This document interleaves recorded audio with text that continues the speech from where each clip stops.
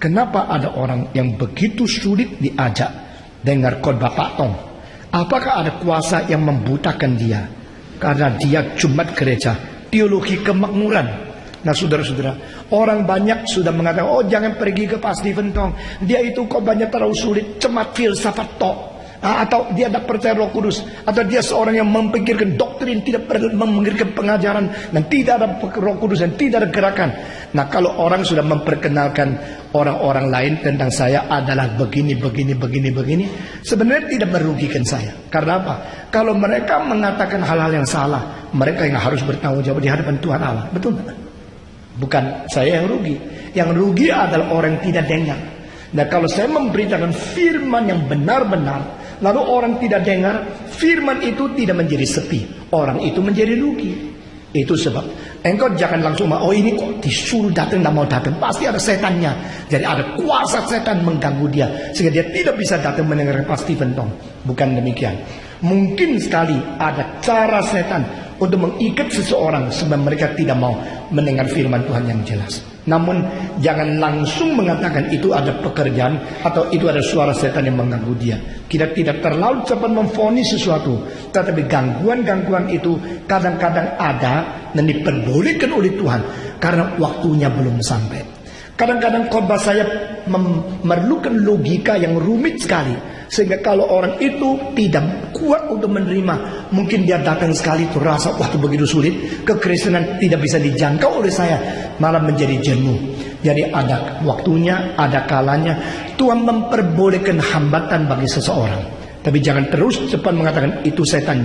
Mungkin setan bekerja, mungkin itu diizinkan oleh Tuhan. Pada saat tertentu kalau orang itu sudah sadar pentingnya firman yang dikhotbahkan atau diberitakan kepada dia seperti cara saya berkhotbah, baru dia menyesal, kenapa sih tidak dari dulu saya mengerti hal. Lalu banyak waktu yang sudah saya buang dengan sia-sia. Nah saudara-saudara, engkau yang sudah dengar khotbah saya, ada satu bahaya, sulit lagi dengar khotbah orang lain. Iya kan? Setelah biasa dengan khotbah saya, dengar lagi, loh kok gini ya, kok kurang ya, kok kosong ya. Nah saudara, saya tidak minta saudara jadi sombong, karena sampai hari ini saya tidak berani menjadi sombong. Saya cuma berani tegas kalau itu benar. Kalau tidak benar, saya harus katakan tidak benar. Tapi kalau mengatakan saya tinggi, saya lebih tinggi dari pendeta lain, tidak. Saya seorang sederhana sekali. Cuma saya mau memberikan sesuatu dengan menyingkirkan semua hambatan-hambatan khususnya bagi kaum intelektual. Karena saya kira orang yang agak kuat otaknya selalu sulit percaya kepada Tuhan. Lalu kalau mereka tidak percaya kepada Tuhan, mereka menjadi rintangan untuk pekerjaan Tuhan. Maka saya seumur hidup mati-matian berjuang untuk membuang rintangan-rintangan yang mengganggu kaum intelektual dan menawan hati mereka kembali kepada Tuhan sampai mereka rendah hati di hadapan Tuhan. Itu motivasiku. Dan ternyata banyak orang yang sulit menerima Tuhan menjadi gampang menerima Tuhan di dalam pelayanan saya. Dan itu membuktikan ada kuasa Tuhan. Nah orang kalau mengerti kuasa Tuhan, kesembuhan, miskin jadi kaya, itu kuasa Tuhan. Kalau mereka mengikat kuasa Tuhan dan dengan konotasi secara demikian, mereka tidak lihat keindahan di dalam pelayanan tipe saya, dan akhirnya mereka akan kehilangan banyak orang yang pintar. Saudara-saudara, jikalau orang-orang pintar menjadi milik Tuhan, lalu mereka memakai kepintaran mereka untuk mendorong pekerjaan Tuhan terus maju, maka itu menjadi satu keindahan yang luar biasa. Mengapakah di Jakarta sudah begitu banyak gereja, Pak Stephen Tong mendirikan gereja lagi? Saudara-saudara dengar dua kalimat. Pertama,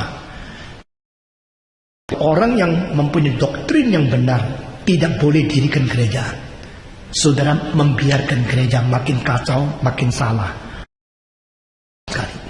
Jadi jangan melawan mereka yang doktrin yang benar untuk mendirikan gereja. Kedua, setiap kota besar ada orang-orang yang sangat intelektual, perlu mempunyai kekuatan yang cukup untuk berperang bagi Tuhan di dalam masyarakat. Sehingga setiap kota besar perlu ada satu mimbar yang mengisi, sehingga mereka yang berpotensi mendapat charge seperti Aki di charge, lalu mereka pergi untuk berjuang bagi Tuhan. Nah gereja yang saya dirikan berperan seperti itu. Mengerti?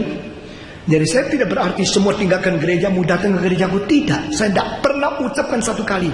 Kecuali saya mengatakan, jikalau gerejamu sudah menjadi liberal, tinggalkan gerejamu. Kalau tidak, berusaha menjadi saksi Tuhan di gerejamu.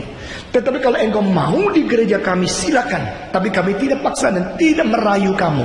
Karena memang tidak gampang. Pelayanan tidak gampang. Dan itu beban sangat berat dan sebagainya. Mendengar pun tidak gampang. Saudara mengetahui seperti ini. Jadi tidak usah saya menjelaskan.